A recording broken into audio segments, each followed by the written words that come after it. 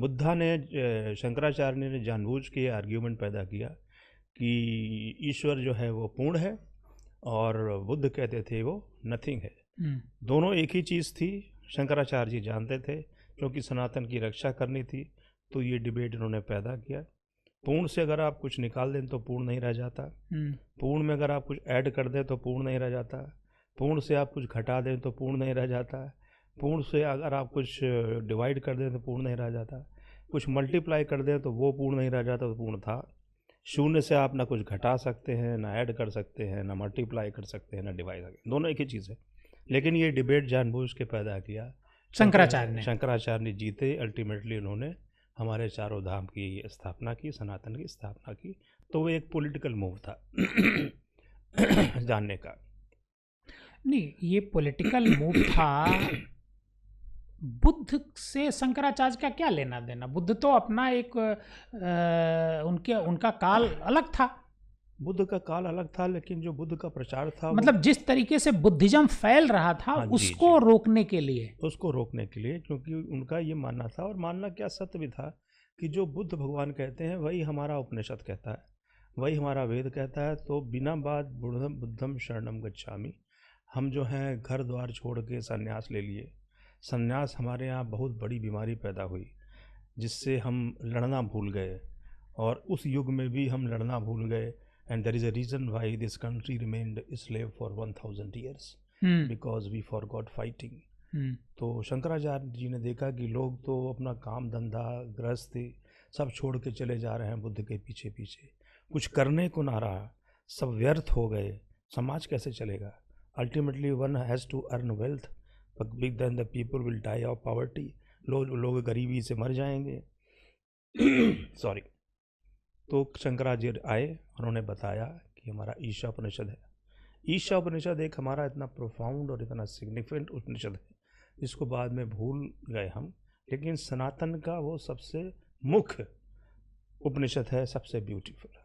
अच्छा, थोड़े में बताएंगे। सनातन जो कहता है वही ईशा उपनिषद कहता है, या फिर हम यूँ कहें कि जो ईशा उपनिषद कहता है वही सनातन कहता है। उसका जो पहला श्लोक है ईशा उपनिषद का, वो है इंग्लिश में बताएंगे, हिंदी में, संस्कृत में बहुत लोग समझ नहीं पाते। हाँ।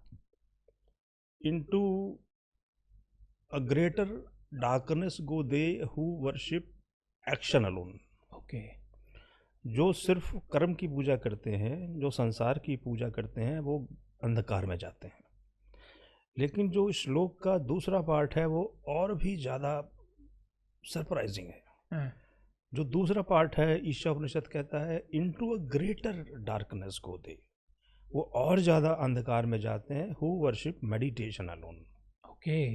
जो सिर्फ ध्यान की पूजा करते हैं वो ज़्यादा अंधकार में जाते हैं। ये हमारे यहाँ 10,000 साल पहले कहा गया था। तो मतलब ईशा उपनिषद में ध्यान को इसका मतलब सही नहीं ठहराया गया? तो आप ये समझिए ईशा उपनिषद कितना बोल्ड है, हाँ। और कितनी शक्ति से ये कह रहा है कि अगर आप सिर्फ ध्यान की पूजा करेंगे तो आप जो हैं और ज़्यादा गहरे अंधकार में जाएंगे।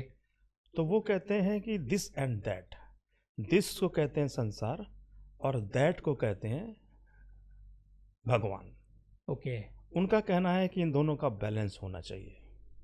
आप अगर संसार में नहीं रहेंगे, और कालांतर में हमारे साथ, क्योंकि ईशा उपनिषद हम भूल गए, जैनियों ने हमारे यहाँ संन्यास की परंपरा लाई, तो हम संन्यास करने लगे, लोग पहाड़ों पे और जंगलों में भागने लगे।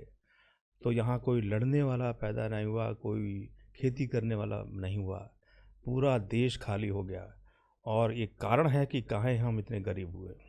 तो ध्यान संन्यास के जरिए ही हासिल हो सकता है, या सांसारिक जो जीवन है, क्योंकि अब तो सन्यासी बहुत कम है। हाँ। गिने चुने सन्यासी हैं। हाँ, तो सन्यासी अगर उंगलियों पर आप गिन सकते हैं जिन्हें आप सन्यासी कह सकते हैं, जिसकी आप जिक्र कर रहे हैं, पहाड़ों में, कंदराओं में। मिश्रा जी, मैं इसमें आपको बताऊंगा कि जो सन्यास है, हाँ, ये हमारी सनातन की सबसे बड़ी कुरीति है। सन्यास लेने की यहाँ से, संसार से आप भागेंगे कहाँ? जहाँ आप भागेंगे वहाँ अलग संसार होगा, और आप जहाँ भी जाएंगे अपने को तो लेके जाएंगे ना। तो आप भागेंगे कहाँ? आप खुद तो साथ में हैं। हम्म, अर्जुन कहता है कृष्ण से कि मैं संन्यास ले लूँगा, चला जाऊँगा, ये छोड़ दूंगा मोह माया, मुझे युद्ध नहीं लड़ना। कृष्ण मुस्कुरा रहे हैं, कहते हैं अर्जुन तू जाके वहाँ जंगल में भी करेगा क्या? तू लकड़ी तोड़ेगा, उससे धनुष बनाएगा, तीर बनाएगा, चिड़िया मारेगा, तू अपनी वृत्ति से कहाँ भागेगा? तो संन्यास एक असंभव बात है। संन्यास की परंपरा, मैंने कहा आपको, ये हमारे हिंदू सनातन में कहीं भी नहीं था, लेकिन दुर्भाग्यवश जैनियों द्वारा हमारे यहाँ संन्यास की परंपरा शुरू हुई। हम अपने सनातन में, वेदों में, उपनिषद में आप देखिए कहीं भी संन्यास की बात नहीं कही है। हमने कहा है कि मैंने ऐसा कोई गुरु नहीं देखा जिसने ये ना कहा हो कि हम एक उस कमल के पत्ते की तरह हैं जो पानी में भी रहते हैं और भीगते भी नहीं।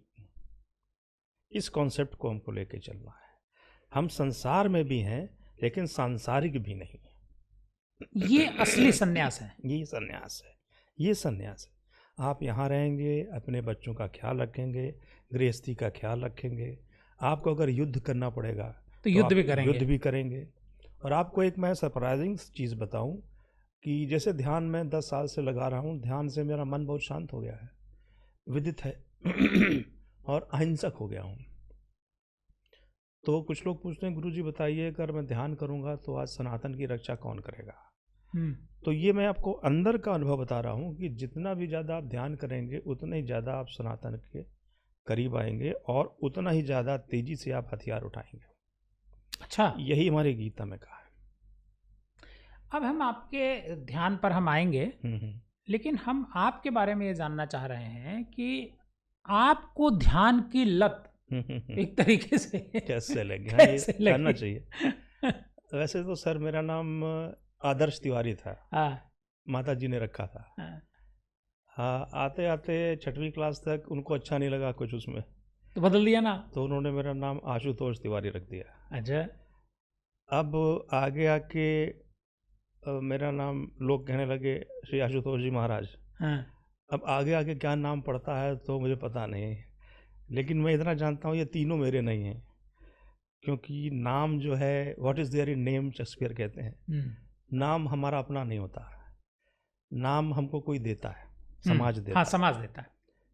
लेकिन सर आगे अभी आपके नाम से कोई आपको अपशब्द कह दे तो आप उसको मारने को तैयार हो जाएंगे, बुरा लगता है। बुरा लगता है। इतना भी नहीं, people will be ready to kill, उसकी हत्या तक कर देंगे। जो हमारी चीज़ है ही नहीं उसके लिए हम मर्डर कर रहे हैं। उससे हम अपने को इतना आइडेंटिफाई कर लेते हैं कि ये मेरा है। तो पहले तो अब आशुतोष तिवारी जी, आशु जी महाराज हो गए। तो हमने IIM Lucknow, Indian institute of management Lucknow से MBA किया और कई सारी मल्टीनेशनल कंपनी में काम किया। जब भी मैं ये बात बताता हूँ कि एक कहानी जरूर सुनाता हूँ। मुल्ला नसरुद्दीन गए बाल कटाने, तो नाव से पूछा कितना, क्या मतलब कितना पैसा हुआ, कितना? तो नाव ने कहा माफ़ कीजिएगा क्योंकि यही शब्द है कहानी में, तो नाव ने कहा 5। तो मुल्ला जी बोले तो बहुत ज़्यादा है। 5 रुपया, पहले ज़माने की बात, 5 रुपया तो बहुत ज़्यादा है। तो कहा कि अरे मुल्ला जी आप समझते नहीं हैं, एक एक बाल हमको देखना पड़ता है, एक एक बाल काटना पड़ता है, फिर उसमें से जो है वो ब्लीडिंग होती है, खून निकलता है, उसको हमको एक एक सुई धागा लेके सिलना पड़ता है, इतनी मेहनत है। तो मुल्ला जी बोले मियाँ बड़े खफनूस हो तुम, मैं तो रोज़ अपनी दाढ़ी बनाता हूँ और बाल जो है वो ज़्यादा स्ट्रॉन्गर और घने आते हैं। तो नाऊ ने कहा तो मान लीजिए मुल्ला जी ये कहानी आपके लिए नहीं थी।